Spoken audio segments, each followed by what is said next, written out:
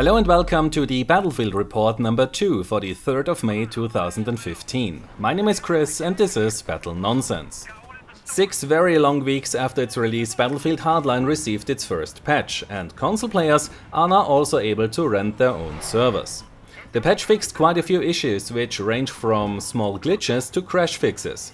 Besides that, Visual has also done a few changes that affect the gameplay, which hopefully reduces some of the frustration that players had with the game since the second beta. One of the changes they made is that they greatly reduced how much your aim point is shifting when you have bullets impact in the environment close to you.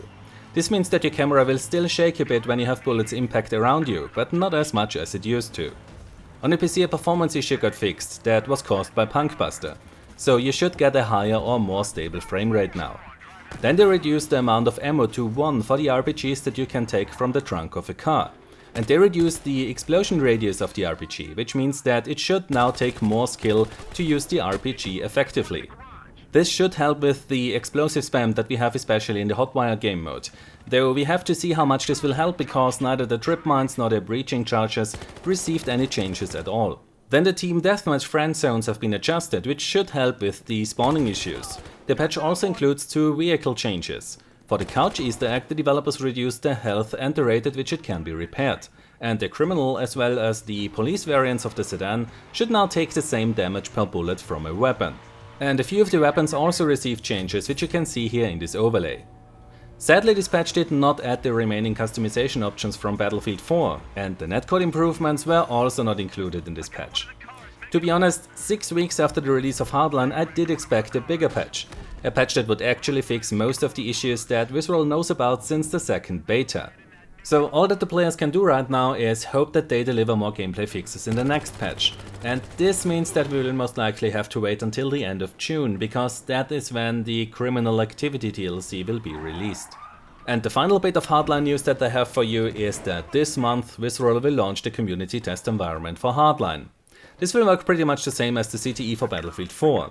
This means that for now the Hardline CTE will only work on the PC, and if you want to join, then you not only need to own Battlefield Hardline, but you also need to own Premium for Hardline. If you don't own Premium, then there's no way to sign up and participate in the CTE, where Visual will test the upcoming changes and patches before they get released to the retail version of the game. If Hardline will get a CTE for the consoles is not clear yet, but David Sirland from DICE did say on Reddit that at least one of the current gen consoles might get their Battlefield 4 CTE soon. Yet we don't know if that will be on the Xbox One or the PlayStation 4. If Battlefield 4 gets a CTE on the consoles, then I think Hardline could get one too. And while that's good news for all the Hardline fans, we still have to look at the player numbers of that game, and these do not look very good. Battlefield 4 currently has about 29,000 players peak on the PC, while Hardline has just 6,000. Now, in the Battlefield 4 CTE we already struggle at times to get the servers full. When I look at these numbers for Hardline, then this is concerning for its CTE, at least as long as it will be PC and Premium exclusive. Now let's move on to Battlefield 4, where DICE is busy finalizing the spring patch so that they can send it out to Microsoft and Sony for certification. What will sadly not be included in this patch are the netcode changes that I showed you in my previous videos. The reason for that is that even though the data looked promising, the changes are just too massive to roll them out in the next patch. They need to gather more data to be sure that it's really working well and that there are no issues hiding that could turn out to be game-breaking. The changes that I am talking about here are the fix for the collecting of damage that causes you to receive the damage of multiple hits in just one update or frame. The issue where you have 2 impact effects when you get hit by a single bullet. The general reduction of the delay for sending and receiving damage. The new feature where the game will send updates about your bullets at the frame rate that you play at, if your frame rate is higher than 30. And the changes that should help with taking damage around cover will not be included in the spring patch.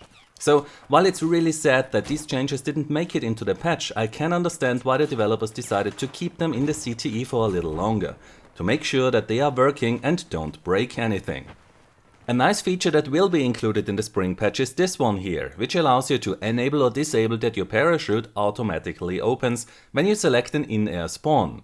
Which is a really nice feature because on some maps you are just target practice for the soldiers on the ground when you use an in-air spawn and your chute opens instantly. The new suppression mechanic, which now affects your recoil, spread, first shot multiplier and gives you gun sway, as well as the overall rebalancing of the weapons and attachments, will also be included in the spring patch. I did a video about the controversial suppression mechanic and the changes that the developers made for this patch, and since I did that video, the developers made a few additional adjustments to this new suppression mechanic, which basically toned them down a bit. However, these changes still do not change my opinion that the game must not mess with my weapons, spread, first shot multiplier, recoil, and even give me gun sway when another player is shooting at me from outside the effective range of his gun and not even hits me. In the CTE we also got several bug fixes recently, and one of the fixes that I really like is that the issue where the zoom state of the 2x magnifier got inverted should finally be fixed now. The issue where the TV missile goes through other vehicles without causing any damage should be fixed as well, and it should now also be a little bit more agile and better to control. And the textures, animations as well as the sound and the visual effects of the new guns were improved further, so that they are now in a state that should be pretty close to the final state. DICE is also trying out a new way to collect bug reports. After they first used the CTE forum and then Reddit, the QA team has decided that they now want to try and collaborate closer with bftracker.com, which is a community bug tracker run by Red Spider. This means that if you want to report an issue that you found in the retail or the CTE version of Battlefield, then you go to bftracker.com and first do a search if that issue has already been reported. If you cannot find any existing report, then you can go ahead and create a new one. Now, you can do that without an account, but I would advise that you register one, because if someone from the DICE QA team wants to contact you, then this is the only way that they can do that. Also, it's completely free, you don't even need premium. So, to report a new issue, you can click at the Report a Bug text. Then you select the game you want to report a bug for. Now you get a new form where you need to make sure that you fill out all the required fields and include as much information as possible about the issue that you want to report. This means that if you can, then you should provide a step-by-step description of how to reproduce the issue. Also, pictures or videos do help a lot. If the issue gets updated or if someone requests further information, then you will receive an email to the address you registered your account with. So, if you know issues that DICE seems to miss for a long time, then you should consider to add them to the BF tracker. This might be your last chance to get those issues fixed in Battlefield 4. Now, you might have been wondering what's wrong with the graphics and the gameplay that I have running here in this video. Don't worry, it's not my graphics card that is about to die. What you see here is the CMP, or Community Map Project, where DICE is building a new map for and with the community, which will be free for everyone once it's finished. And since it's still a work in progress, it does not have any textures yet. This is partially done to make clear that this map is not final yet, and it did change quite a lot during the short time that it is now available in the Battlefield 4 CTE. What we are looking at here is the Conquest Large layout, which has 5 flags, and that number is already pretty much locked down. For the Conquest Small version of this map, we will have 3 flags. The map is very infantry focused, and in the last patch each team got a transport helicopter that spawns in their main base. But if that will stay is not clear yet. Right now it does provide fast transport, and I think that it works quite well on this map, and it also fits into the theme of the map. If you are wondering why the miniguns in the helicopters have lights, that's because of the changes that were done for the night maps. This will not be part of the spring patch, just like this community map will not be part of it. The designers also added a lot of trees and bushes now, which really changed how the map plays, and we also see the theme of the map now.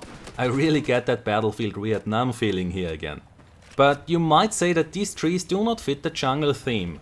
And you're right, many of these trees are just placeholders that are used during the production to be able to quickly test how adding these trees will affect the map. These will be changed as the map development continues. So yesterday I had planned to play maybe an hour on this new map that still does not have a name. But I ended up playing it for nearly 4 hours until 1 AM, and that should already give away what I think about this map. It has a lot of flanking routes, a lot of cover, and the buildings are fully destructible. Though we will see changes to these buildings in the development as it continues. I really like the jungle theme, and even with 64 players it's still a lot of fun to play. But in its current state I think that the sweet spot for me will be around 52 players or so. The vehicles on the map provide fast transport, but I found myself to prefer to go on foot because all the vehicles make a lot of noise and I really like to flank and surprise the enemy. So if you like an infantry focused map set in a dense jungle environment, then you can really look forward to what DICE LA is building here. And you can actually influence how the map will turn out in the end. You just need to go and visit the Battlefield 4 CTE subreddit and post your ideas and feedback there. The link is in the description. If you enjoyed this video, then give it a like, subscribe for more, and I hope to see you next time. Until then, have a nice day and take care. My name is Chris and this was Battle Nonsense.